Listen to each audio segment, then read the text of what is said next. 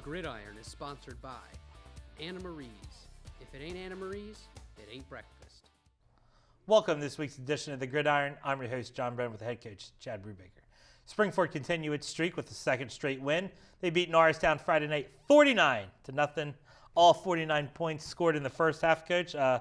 Congratulations, you and the boys. You went on the road, found a way to get a W. And, I think you kind of maybe proved the point where you talked about, you got to be ready to play the game. You talked about how Norristown got a good start against PV the previous week. You had to have been really happy with the way you came out of the gates against this team. Well, in certain ways, yes. Like obviously on the scoreboard, yes, there's still some things. Our goal is always to get better, and some people might not see that. I think maybe if you read the newspaper article, we were in third and long a couple times.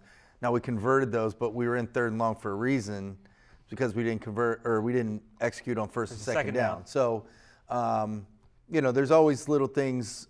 You're never as good as you think you are. You're never as bad as you think you were when you lost. So, there's certainly things that we want to take a look at and we, continue to work on. Now, talking with some of the kids, the kids give you some inside scoop every once in a while. Also, you just mentioned about working on things. But your defense only played, your first team defense only played a handful of plays. Your first team offense only played a handful of plays. So it's also a small sample size where you're going to go back and look at the film and be like, here's what we're doing right, here's what we're doing wrong. Yeah. I guess the question is when you get out to a lead like that, how soon are you having conversations about, all right, when are we going to get some other guys in? When we get some other guys a chance? Like, we got to save some guys, go through that aspect. Well, when you have turnovers that give you short fields, that's that's a good thing, but it's also kind of a catch-22 in the sense that you are limited now. So I think we had our first drive was three plays. Our second drive after an interception was one play. So we're up 14-0 and have run 4 offensive plays and maybe 6 or 7 defensive plays, or been on the field 6 or 7 times, or snaps. So yeah, that's when it gets a little uncomfortable. Is like the turnover situation. I'm sure you remember a few years back when we played Methacton and the final score was 83-0. I remember that one. Yeah. A lot of people look at the scores. That's the first thing they look at, and they kind of don't see how you got there. And in that game, it was uncomfortable because they kept punting like inside their own 20 and punting like 10 yards. Yeah, it was windy, cold day, if I remember right. Not great kicking conditions. Yeah, and well, that wasn't necessarily it. But they weren't covering guys. Like, we had to tell our quarterback not to throw to uncovered receivers. Right.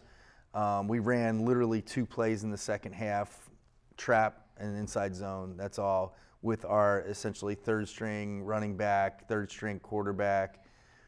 And there were turnovers too. Plus, they went for it inside their own 20, like more than one occasion on 4th down. So, right. I'm going. I guess if you couldn't punt the ball, then go for it. But like at the same time, no matter what's happening, one of their punts went backwards. Sure. Like it ended up like either on or behind the line of scrimmage. So, it's hard because what do you do? At some point, taking a knee is insulting. Yeah. But we were able to, it worked out on Friday night in the sense that our second and third team defensive guys got some turnovers. So there's always that thing. Then the defensive staff gets annoyed because they had a shutout going, and starting guys had a shutout going, and then team scores 21 on the second team defense. So that's always tough too. And then there's the added thing of like, well, is there not going to be a JV game on Monday?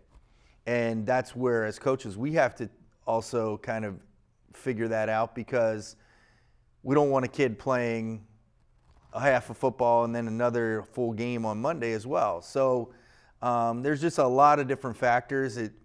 When you just look at the scoreboard, it looks easy. Yep. But it's in many ways there's a lot of stuff that goes into it more than just what the score is. And that's what I was trying to get at. Like, it's crazy Did I not how answer it? Yeah, you did a little bit. Like, just player management is a real huge aspect of high school football that people don't outside really think about. Like even in high school basketball, it's really tough to get like a blowout lead, and like you might be dealing with maybe like 4 minutes left in the fourth quarter. It's not a lot of time. You know what I mean? Like in a game like this, once again, where you got up to that early lead, at some point you got to say, okay, enough's enough. But you also, like you said, the vice versa. Well, can't have kids playing 6 quarters in 48 hours essentially too, right? Right. So there's a lot of factors that go into it, and then the other thing is special teams.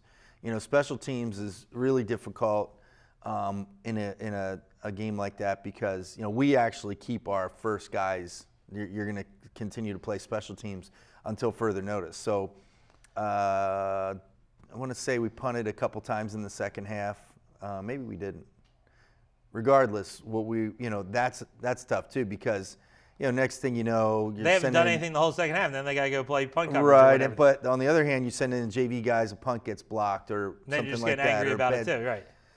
Yeah, and trying to wrangle and count. Do we have 10? Do we have 11? We try to put the JV. JV special teams are kind of like rolling. Like it's not like this is our JV special team week to week. So it becomes difficult. But I think our coaching staff did a pretty good job of it in managing that. So okay. Now we're going to talk about Cole in the defensive segments. Obviously had a banner, huge night for you guys defensively. Talk a little bit about the offense. So now we'll critique a little bit.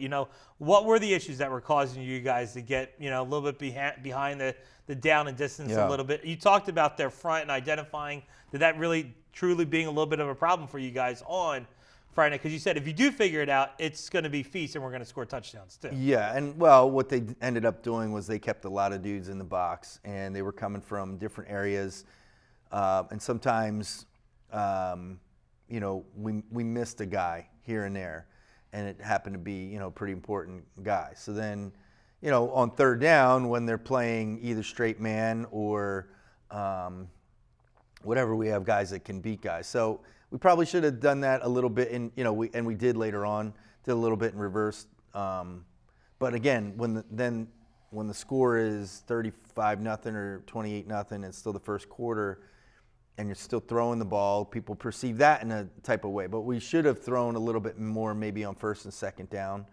And then right, because essentially, once again, it's what they're presenting to you. Like, all right, you're not going to run it down. We're going to put 8 guys in the box. We're going to make you throw it. And even if you're up 28-0, it's still what they're essentially daring you to go and do with the football. There's no blueprint. So the other part of it is one of the things that really, and fortunately, we've been on mostly the winning end of this.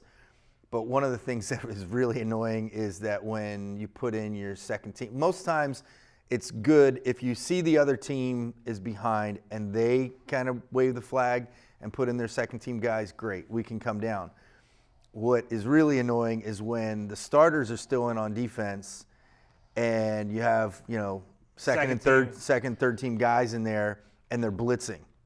That happened the week before a little bit, and we did throw. We were up 42-0 maybe at the time, and we run on first down. The guys are blitzing from everywhere, and for second and third team guys to pick that up is probably not going to happen. So I was like, we're gonna throw a bubble there, and we got 10 yards on it and got a first down. So that there's a lot of different sides to that. Yeah, listen, it's easy to sit up in the stands and have your opinion or whatever. It's tough to sit in the seat and make decisions out there too, right? Sure.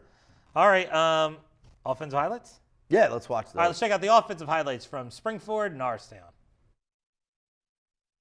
Offensive highlights are sponsored by What's Hot?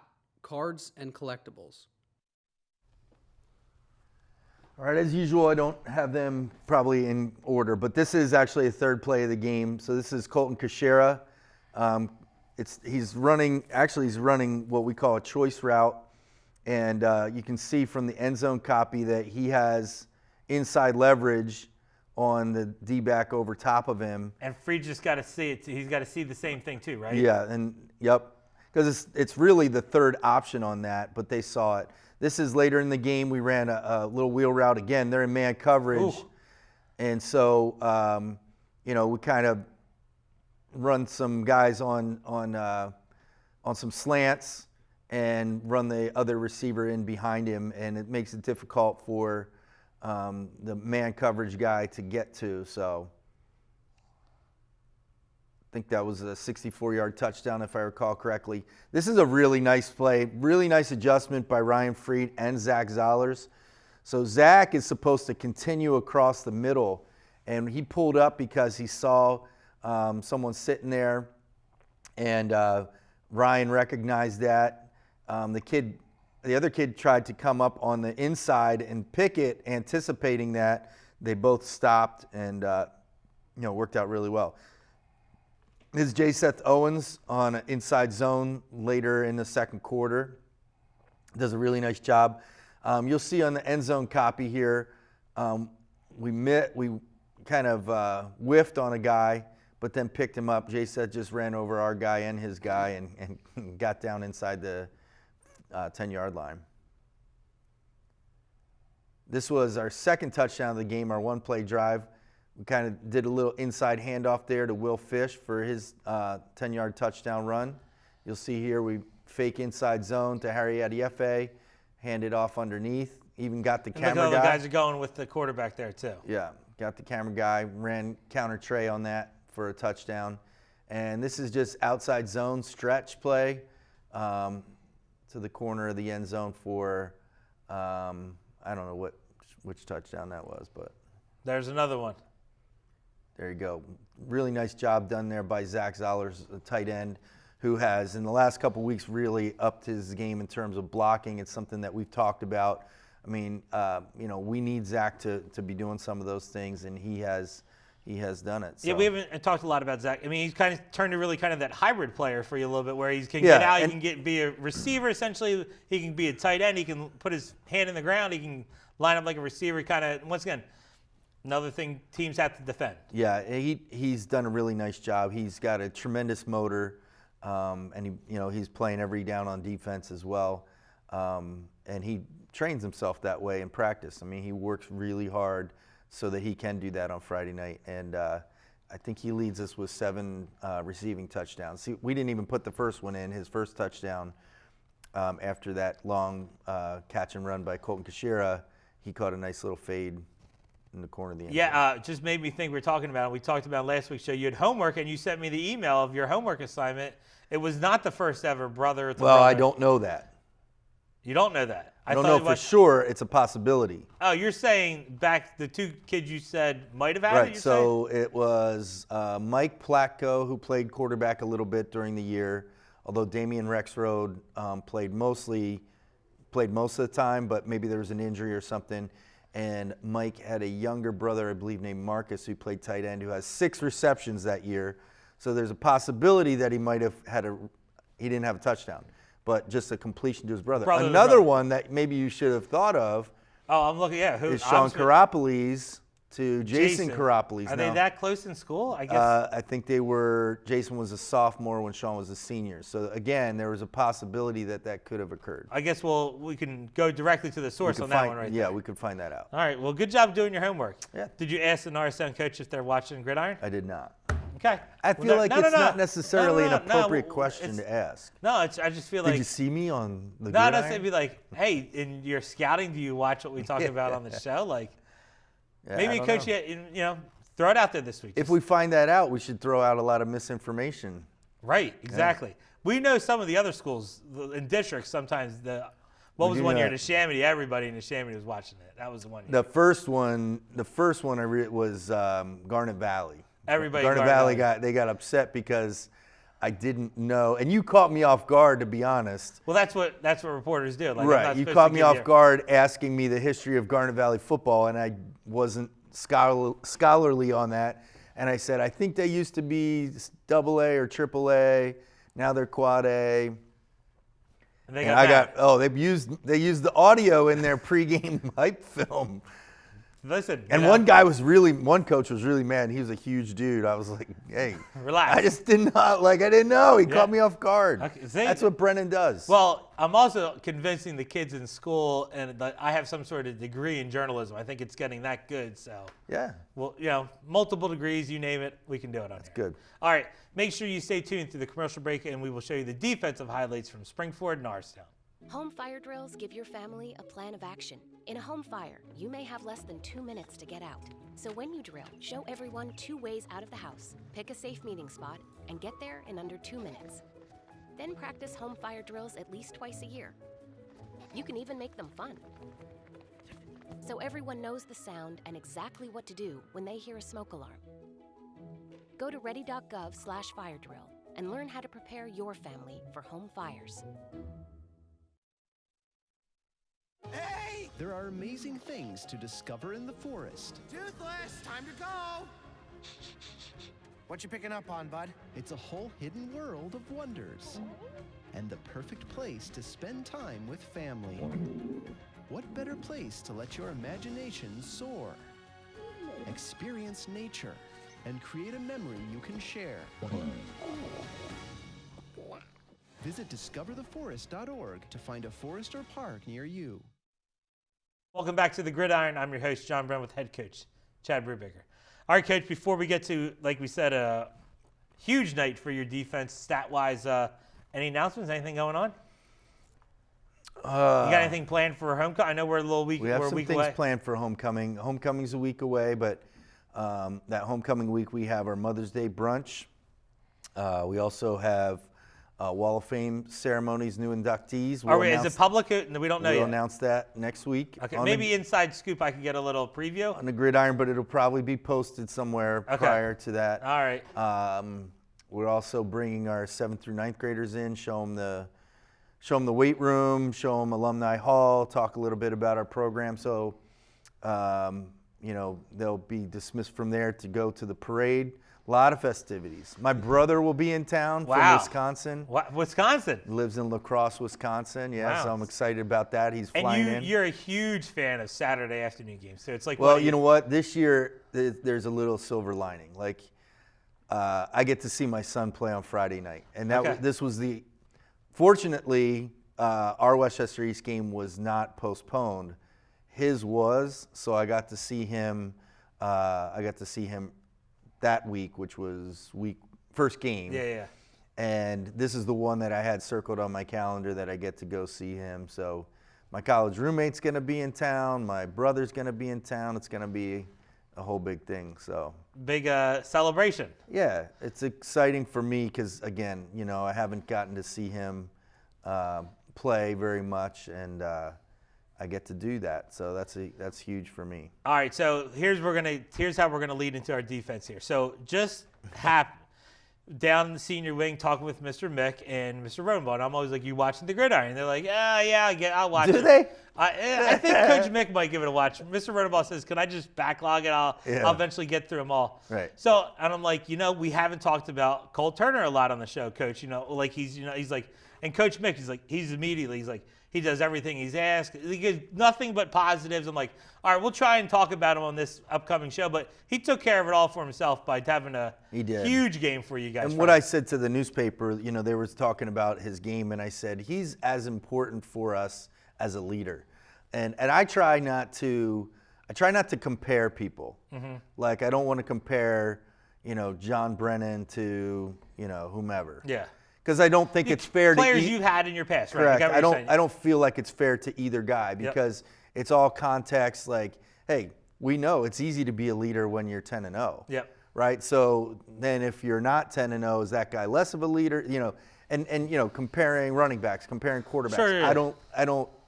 I try very hard not to do that. But I can say this about Cole: we haven't had a better leader in my time here at Springford, and he has done just a tremendous job from day one. We were concerned about that. We have some guys that lead by example. Ryan Horvath is a good example of that. But Ryan's kind of more quiet. Like, he gets everybody where they're supposed to be, but he's not a rah-rah guy. He's kind of more of an internalizing plays. People like you want. Oh, I want to be like a middle linebacker. I'm going to watch Ryan how he plays like leads. That's what right. Yeah, exactly. Right. Cole's a little bit. Cole, and again, there's guys that just run their gums, as my wife would say. But Cole is not that. Like he has a really good grasp of what needs to be said at what time, and he's not just, it's not fake. It's very real, and he just does a tremendous job. And I think he saw last year. I think he saw guys last year. I think he also, to some degree, recognized that, hey, this is an opportunity for me to be that guy. And he's embraced it and has just done a tremendous job with it. Yeah, and he plays a really, really important position for you in that defense. Like that. You guys call it that Ram. No, he's playing free safety. We moved him from. And that's the other thing. He actually switched positions. So we had him at Ram, which is really important. Now he's your center fielder essentially exactly. for you guys out there. But it's kind of like what you're talking about with Horvath. He just kind of always knows where players are going to go. He's done his studies. Right. He knows where everybody else should be on the field at the same stage too. Exactly right. If somebody starts to move the wrong way, he's checking them back. He's also, if we see a certain formation that's a check for this week. Cole is the guy that recognizes that most times first, along with Ryan. Yeah. But he is the back end guy. He can see everything. There's nobody in front deeper of than him out there. Right. And just so everybody knows, just talk about his stats and what he did and what he tied, and for the record books essentially, just in case somebody hasn't read the article, seen the stats, all that stuff. Yeah. So he had 4 interceptions on Friday night, 1 for return for a touchdown. He tied a spring forward record. So I was trying to think on Friday night when he got the 4th one.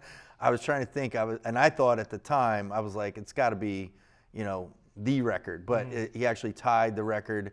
And I don't know how to say the guy's name properly, but it's Jay Fearheiler or something like that from 1973. It's a long time ago. A long time ago. Rick Pennypacker could probably let me know that guy's correct pronunciation because he played with him. Yep. But so that's what? That's a long time. 27, 47, 48 years. 79 plus. Carry the 1, 48 years, 48 somewhere years in that range. Yeah. That record has stood, and now I think the nice thing is I don't know how anybody could get 5, but certainly that record will stand for a while. And before we do the highlights, once again, in film study and things we saw a little bit, like the quarterback had an opportunity to just kind of put balls out there, and it's opportunity. Like if you're in the right position, you can make plays on the ball a little bit. And his first one was a tip. So, again, he's still in the right position. But the first one was tipped. The other 2 of them were kind of I'm over the top free safety. And one was kind of thrown short, and he came up and he took it from somebody else who potentially could have had it. But, that's not – he didn't know that at the time, right? All right, Coach, let's check out the defensive highlights from Springford Norristown. Defensive highlights are sponsored by What's Hot, Cards and Collectibles. All right, so this is the first one. The quarterback rolls out. You see we get pressure there from Schaefer and Zollers, and that was the tip. Late hit, too, yeah.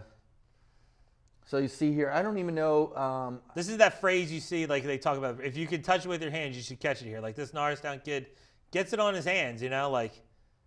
It was a little behind him. Right, but I'm saying. Obviously, we want our kids to catch it. I think this is another one. All right, so this is one over the top. Again, he's playing free safety. Right there, Carson Boggins in great coverage. And I think you'll see how much ground he covers on the end zone here, right? That's the idea. Right there, yeah. So he's Look where he starts the play. Yeah. Sees the quarterback's eyes, and he's going before he throws the ball. Yeah. And the great thing about that is he high points it, which is something that we always teach. Coach Mick and Coach Moyer always talk about high pointing the ball. Don't let it come down. Here's pressure from Zollers. Yep. Zach is initially blocked. He actually takes on, 2 guys and just does a nice job. All right, this one's the one that's, it wasn't underthrown, it was overthrown, sorry. And he does a nice job. Again, he's standing, behind everybody, is watching where the quarterback's eyes are, all right, and just gets, His job just is where not to let anybody deeper than him, and he just does a good job there. And this is the pick 6 one. All right, this is the one that just floated. Kind of floated. Nobody's going after him there. No, and that's the tough part too. Like, I get it, the frustration. Obviously, we get the frustration, but yeah. Free walking his way in there. Schaefer escorting him. And then we have one more here. This was just a nice play, another sack. This is Marquis Cruz. Marquis didn't go out for football his junior year, which is, I try to tell kids, it's a huge mistake. And here he is. It's taken him 6 or 7 games now, but, he's starting to really, internalize and understand what we're trying to do. But it's not easy. Yep. And it takes a while. So, you miss that, you miss a year, and, I don't know. I haven't ridden a bike in a while, so I don't know if it would take me a little time, but it would take me a little time till I'm fully comfortable, right? Yes. You know. Or if you're some people who just can't ride a bike in general, then you would never get back. It's not my forte, I'll say that. Okay. Yeah, nah. But I'm just not saying, on my feet, I can't do it. So football is like trail riding on a bike. Like, so I could go through my neighborhood, but if I was like trying to trail ride, it would take me some time. I wouldn't be going full speed right away. Right. And that's the kind of the analogy for football. You kind of figure it out, but you're not going full speed. You got to know it well enough that you can go full speed. All right, Coach, good stuff right there. All right, Norristown in the books. We're going to make a similar trip for you guys on Friday night. Yeah. Same direction down Germantown Pike? Down Germantown Pike, past Chadwick's. Yeah, there you go. Yeah, that's right. All right, make sure you stay tuned through the commercial break as we preview the game with Methacton. Hi, everyone. Al Roker here. As a guy with his own catchphrase, I appreciate that after 75 years, Smokey's only said, "Only you can prevent wildfires." But I'm filling in because there's a lot more to report. Like when there are parched or windy conditions out there, you gotta be extra careful with things like burning yard waste. After all, wildfires can start anywhere, even in your neck of the woods. Go to SmokeyBear.com to learn more about wildfire prevention. Hey, Dad, I need your help asking Jessica to prom. Of course. Love is like the ocean. You have to tread the Oh, waters. Dad, that's not the kind of help I needed. Hey, Jessica. Will you go to prom with me? Yes. You don't have to be perfect to be a perfect parent. Thousands of teens in foster care can't wait to share their first with you. Welcome back to the Gridiron. I'm your host, John Brennan, with the head coach, Chad Brubaker. All right, Coach, we haven't talked about here in the show, but, are you hearing the music from I am. Mrs. Murch's They need classroom a new over door. there? They need the light that says, filming in progress, that sort of thing. I think when they're doing, inside the NFL on Showtime and stuff like that, there's music. Don't they say, quiet on set, that sort of thing? We should do a live show in studio. Wow. Okay. Put that on the list. We did live to tape with the studio audience. Yes. We would never do live. That would be no chance. Yeah, unless we had that beeper thing, and Yeah, that'd be weird. All right, so anyway, go ahead here. District rankings back out. You're now in the top 16, so kudos to you guys for that. Yeah, so if you look at it, it's really difficult to try to figure that out because of the way things are calculated. And, there's a lot of teams. The good thing is there's a lot of teams above us that are playing each other in the next few weeks. So, Methacton is just below you now, just below us, and OJ is just above us, who we play. But there's other teams outside of our league that are also playing each other. The Downingtowns have to play. Coatesville and Downingtowns have to play. Also, some of the CBs and Council Rocks and stuff. I think Garnet Valley won this year right now. I'm sure they got. I'm sure they have some Central League. I think Stoga's ahead of you. There might be another. Yeah. There so might they be have another some Central League games. team that might be ahead of you too. They have some. They have some. And I wish District 1. Did we talk about this before? Yes. Oh, okay. Forget it. No, it's okay. We got your thing. We need change the formula, tweak the formula a little bit. Tweak the formula a little bit. And that's something you guys are going to go back to. Yeah. Now, I'm not even going to get you started on the crossover week, where if you're playing the small school, we're not going to. Don't want to grind your gears a little bit. That's pretty much already determined in the sense that I think both teams have played Upper Marion. The teams that are undefeated, Pope John Paul and Pottsgrove, have already played Upper Marion. Both played Upper Marion and won. So I think it's basically, if we are able to win out, we're going to play a 4A school. And you follow what I'm saying? Yeah. And now, who in the other schools of Upper Marion and Phoenix are 5As, though, right? Like they are, but I think in terms of, I think Pottsgrove already beat Phoenixville. I don't know. I haven't paid. You're not worried about close enough attention, but it's likely if we're able to win out, we have to play a 4A school. So that's not good. Yeah, that's not what you're looking for. No. All right, so anyway, here, let's get back to this Friday night. You got Methacton. So once again, this is where the kids, they say, they played Boyertown last week. They got kind of handed to a little bit by Boyertown. They did. We handed it to Boyertown 2 weeks ago. Like, that's where you got to, it's almost like a little bit of the same conversation saying, well, look at all the good things Methacton's done leading up until that week against Boyertown, too. Yeah, and we're going to go look at their offense first. And they rely on their quarterback quite a bit in both passing and running games. They're pretty big up front. Last week is interesting, watching that game. Certainly I've expected a closer game, but it just kind of got away from them. And it's hard to, it's, again, we talked about this before too, but you're dealing with 15 through 18-year-olds and trying to convince them of anything, much less, well, this score does not equal this score. Right, yeah. Is difficult. So it's just one of those things, All right, well, let's take a look at Methacton on offense here. Upcoming highlights are sponsored by XPO Business Equipment. So, again, this is from last week. Again, right here's what I was talking about. They used their quarterback in the running game. And the quarterbacks that have ran a little bit this year have caused you guys some issues a little bit. There's no doubt about it, right? Well, yeah. Right, that's what I'm saying. So we got to be ready for it. Quarterbacks are tough to defend because you're always up one on defense unless the quarterback's That flag is running. for illegal formation. They didn't have enough guys. That in is line of correct. scrimmage. Look at me. I saw it. That is correct. So this touchdown's coming back. It is, but it just kind of shows and demonstrates like his ability to scramble and extend plays.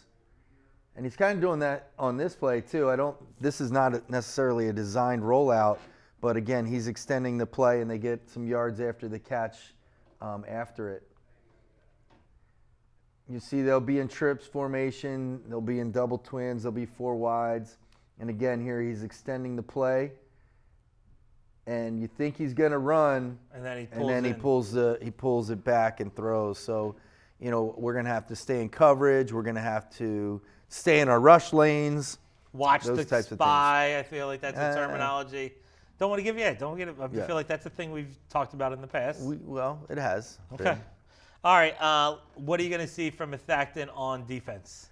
Well, I'm really impressed with their front four. I think they do a really nice job. They're big kids.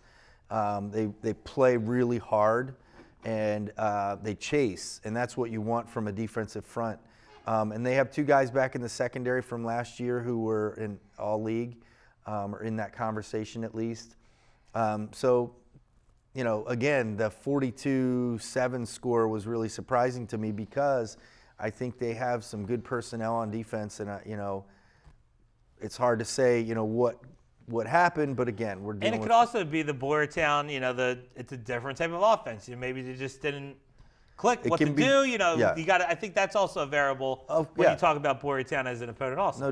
No doubt. And it's frustrating going against, if Boyertown gains yardage on you, it's very frustrating because they're going to go for it on fourth and short. They're going to have long drives. And again, you kind of get lulled into that. All of a sudden you're trying to tackle the dive back and the quarterback's around the end, and that's it can be like watching paint dry sometimes, but it lulls you to sleep. All right, well, let's check out Methacton on defense. Upcoming highlights are sponsored by XPO Business Equipment. So inside the 15 here, all right, this is the one where they didn't, the quarterback pulled it and probably should have handed it off, and they made a nice play. Again, trying to get outside, but you see the defensive line running. They actually forced a turnover here, and that was pretty early in the game.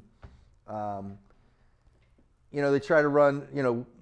We know that they're trying to run, this little waggle play, and they take care of it there, or the buck sweep, I should say.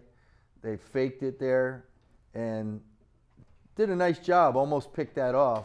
And again, they get their hands up. They have some guys that are pretty tall, and they'll blitz a lot. You see the running back pick up the blitz here. Quarterback trying to get outside. He does get outside, but for a very short gain. And I think on that, if I recall correctly, they turned that over on down. So, yeah, I mean, it's tough. One of the things, Methacton used to play on Saturdays, and we used to not grind your gears. Didn't like it because it was a really what's the word? It was like not a lot of people there, hot, ruts on the field from truck tires. But now they have turf. I think they've done a nice job of getting people back out there, especially kids, middle school kids, high school kids, and have done a nice job. The stadium is really, really improved. All right. Well, best of luck to you and the crew on Friday night, all right? All right. Make sure you tune in next week as we recap the game with Methacton and preview the game with Owen J. Roberts. Will be homecoming week here at Springford. For the head coach, Chad Brubaker, I'm John Brennan. See you next time on the Gridiron.